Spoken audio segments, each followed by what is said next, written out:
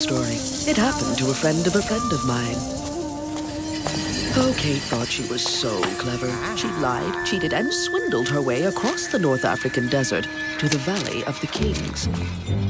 Her card said Egyptologist, but tomb robber was a more apt description. And now, by sheer luck, she'd stumbled on the resting place of Memnon the Evil. Legends told of his vast treasure, guarded by an army of gold. At the entry of the tomb, Kate unfolded the ancient parchment that she'd purchased with a bag of fool's gold. By pressing hieroglyphs of the sun, moon, and the stars, she triggered a latch. The door hissed open. Child's play. As she passed the threshold, she saw a treasure trove beyond anything she'd ever imagined. Kate scooped up handfuls of gold, jewels, and diamonds, filled bags of them. She peered into the darkness of the next room.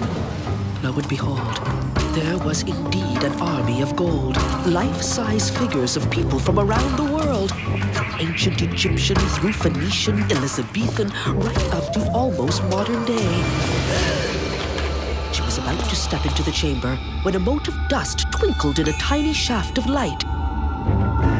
Aha, smiled Kate.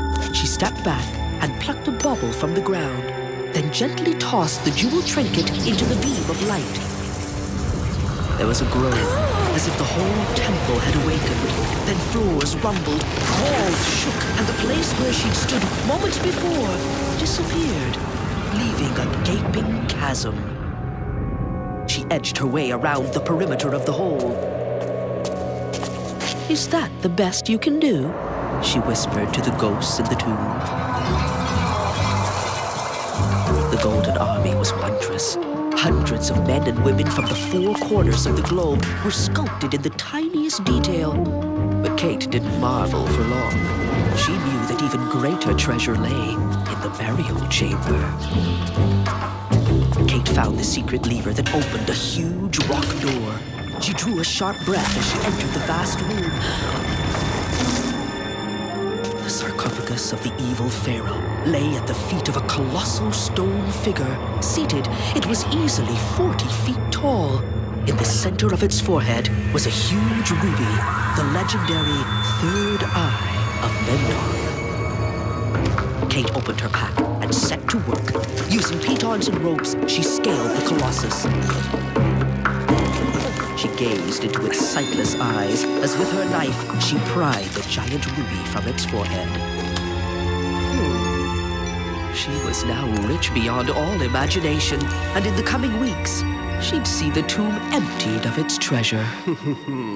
Kate raced across the floor, when suddenly the room began to shake. Earthquake! She looked back. Something odd. Had the statue moved? Then, without warning, it stood up. It was alive. She ran out of the burial chamber, past the army of gold, then the pit. There was no time to go around it. The giant was coming, so she vaulted it. The giant was gaining, but Kate could see the door. He lapped the pit. She could tell there was no way he was going to fit through the door. She was going to make it. The evil giant drew a magic sword from thin air. He flung it. Kate saw it coming and dodged it. The glowing sword tilted, swiveled in midair. There was no escape. Through her greed, she'd been rewarded with the thing she wanted most. Gold, as much as she'd want forever. She'd been changed into a golden statue. The evil one examined his new toy. Then he carefully positioned her amongst his golden army. He refastened the ruby, but as Memnon prepared to sit, he paused and looked at the arm of his throne. "Chalk up another one," he thought. This is a true story. It happened to a friend of mine, Memnon the Evil.